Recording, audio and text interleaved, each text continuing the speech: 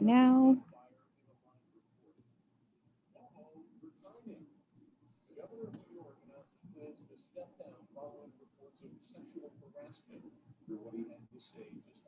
All right, it's connected to YouTube. So I'm going to pass you over the screen share. All right. All right, you want to test if you have control of the mouse? I will test, yes.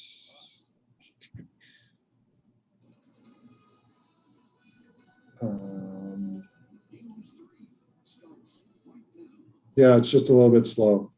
Okay, I'm going to mute myself and then we'll test to see if you have control Okay. still, or if I need to reestablish control. All right. All right. And I will just launch into this. This is our live stream today, Tuesday, August 10th, 2021, on how to contest a 7-day pay rent or quit notice. You may have gotten an eviction notice from your landlord, a 7-day pay rent or quit notice, meaning you must pay the rent. And we're going to tell you basically how to respond to it, to get a hearing, to contest the eviction, and hopefully save your tenancy. Why? Here we go, why? What we're going to be talking about is to contest a non-payment eviction. One of the things that you can do here in Nevada under AB 486 is have rent assistance provide a defense to avoid the eviction while your rent assistance application is pending. So that's why we tell people apply for rent assistance. It's vitally important. It will hopefully cover most of the rent that you owe. There's a lot of money available, I think $400 million approximately in the state of Nevada. So you should share in that. It is meant for you if you owe rent, and it will provide a defense under AB 486. What you have to do is file an affidavit. You have to file an affidavit within 7 days, and you must seek mediation. Mediation is now joined with the 7-day notice under AB 486. So if you file an affidavit, you're going to go to mediation, but there are some affidavit forms that require you to check a box that requests mediation. If you get your 7-day pay rent or quit notice, please read it completely, because it will have the township that you're in, because if you want to contest the eviction, you have to go to that township. You have to go to that justice court and file your affidavit.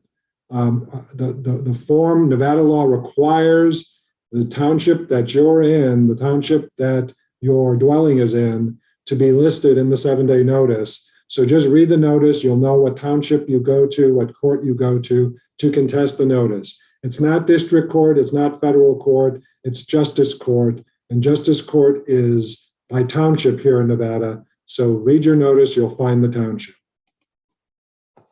You must respond within 7 days of receiving the 7-day notice. So how do you count these 7 days? You don't count the day you received it. You exclude weekends, holidays, and non-judicial days.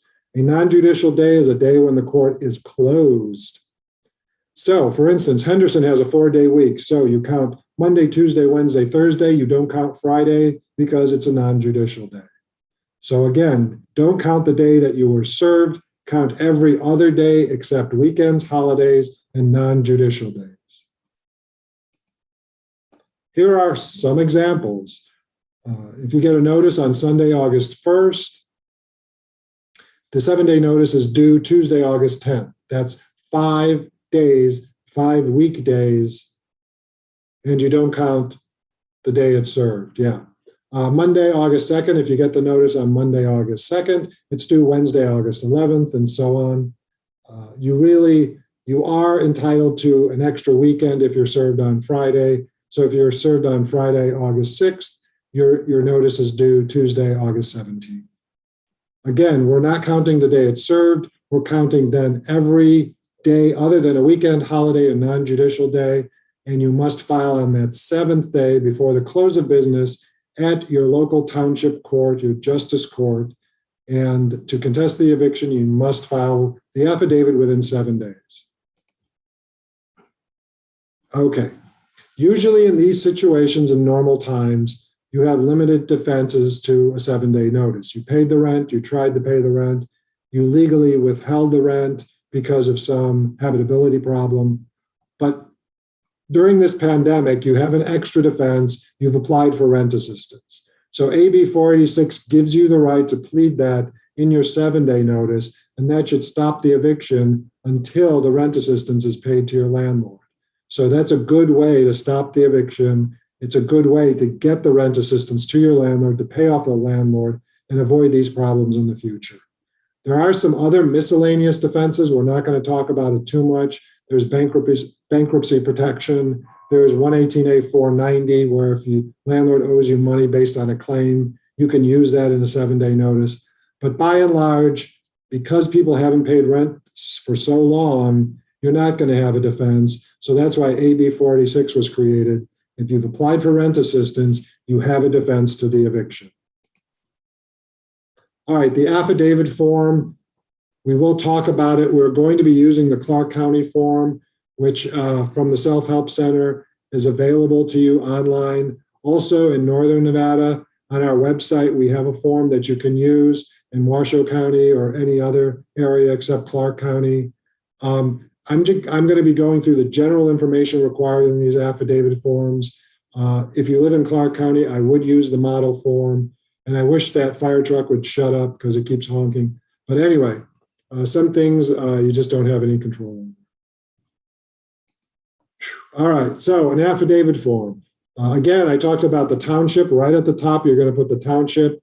For people who don't live in Henderson or North Las Vegas, you're living usually in the township, Las Vegas Township, although you can be living in Good Springs, you could be living in Laughlin, Mesquite. Those are other townships. The landlord, you're going to put the name of the apartment complex. If you live at ABC Apartments, that's your landlord.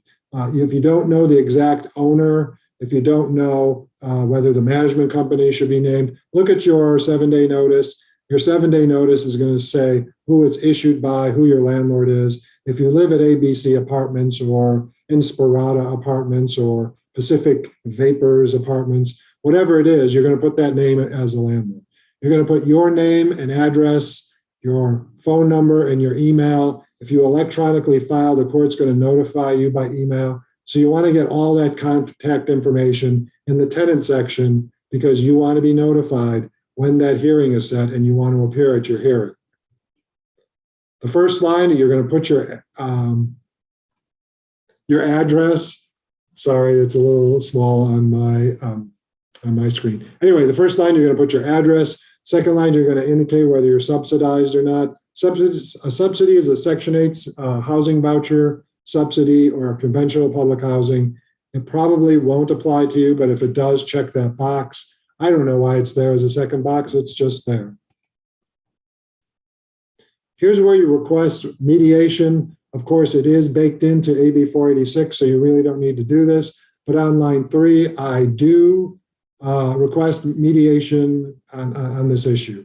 What happens is if your rent application is pending, AB 486 requires a judge to send it to mediation and to work out payment of that rent assistance. So the court, the advocates are supposed to work with who's ever dispensing the rent assistance to get it done and get the landlord paid and the matter dismissed.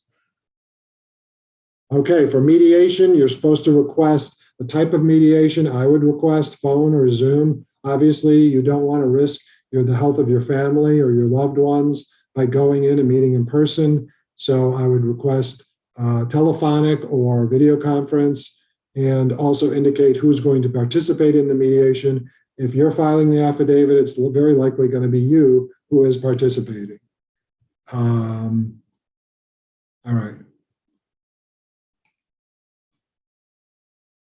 So here's where the sort of meat and potatoes of the affidavit, where you're going to indicate I have a pending application for rental assistance, and that's going to be a defense. That's going to stop the eviction.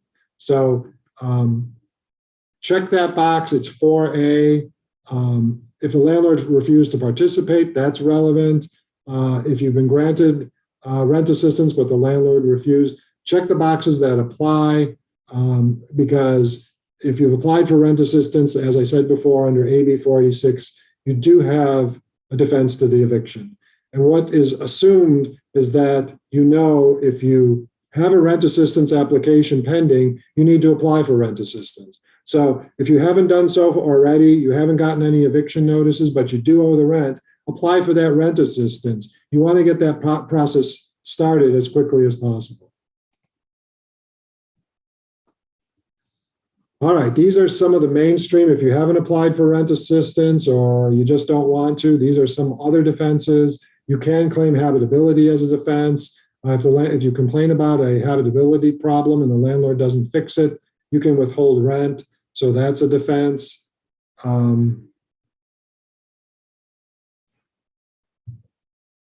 Okay. There's other defenses that you can include. Sometimes there won't be any information on an affidavit regarding rent assistance. They needed to update these forms quickly, and some jurisdictions haven't. So in your other defenses, you want to say, I applied for rent assistance. Again, applying for rent assistance is a defense to a 7-day pay rent or quit notice under AB 486. So if you don't have that box on your form, check other defenses and put, I applied for rent assistance, because that'll be a defense. You need to sign your affidavit form. You need to print your name, and you need to put the date on it. You also need to send this affidavit form to the landlord. You must mail a copy to the landlord or manager. Under Nevada law, the address of the landlord should be in your lease. And if you do not have a lease or it doesn't have an address, just serve it on the manager or whoever signed the lease, because that's sufficient under Nevada law. You do have to send this affidavit, file it with the court, and send it to the landlord to comply with NRS 40.253. All right. In Reno, Las Vegas, and Sparks, you need to e-file. So that is a little bit more difficult. Otherwise, you need to take your affidavit, print it out on paper, and file it with the court. You need to do that in North Las Vegas. You need to do that in Henderson. So there are some courts that require paper. I would say most of the courts do, except for Las Vegas, Reno, and Sparks. If you don't know how to e-file, the Self-Help Center here in Clark County will help you. That's one way that you can get it e-filed. You can also call the court. There might be instructions on how to e-file. We have instructions here for Las Vegas Justice Court. We'll put those links up on our YouTube channel, along with Washoe County Courts, and instructions on how to e-file. All right, if you have questions regarding anything that I've covered, please fill out an online intake at nlslaw.net. Call us. We might be able to answer your question or help you avoid eviction. And Brianna, do I have any comments or questions? Let's see. There are no questions or comments right now. All right. So we're going to be doing this again next Tuesday. So tune in if I've missed anything. Jason CHAP raised his hand. How do I get that? Can you get that? Yeah, I'm allowing him to talk. Jason, go ahead.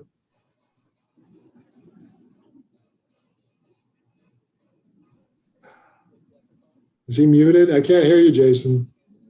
Can you hear me? Yeah. Oh, I apologize. Does this cover no cause evictions if we're served a no cause eviction notice? Yes. AB 486 basically only has the exception for nuisance notice. So if you get a no cause or a lease violation, AB 486 will help you. Of course, you have to do that application for rent assistance.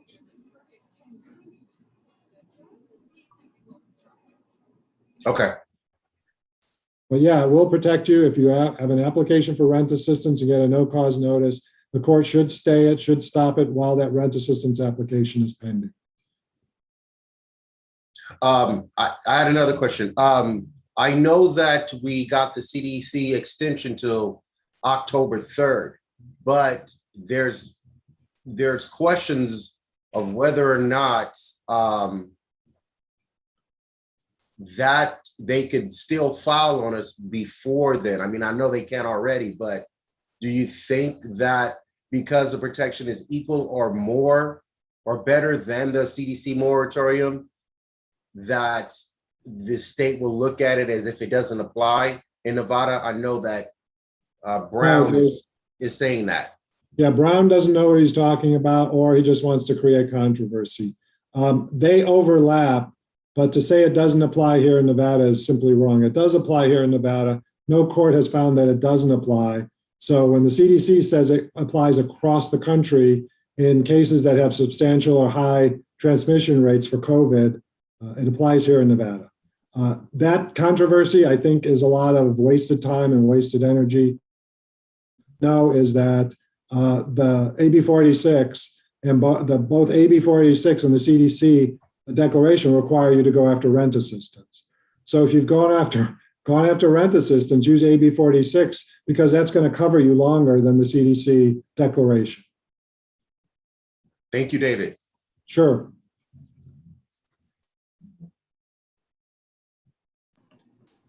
Are there any other questions or comments?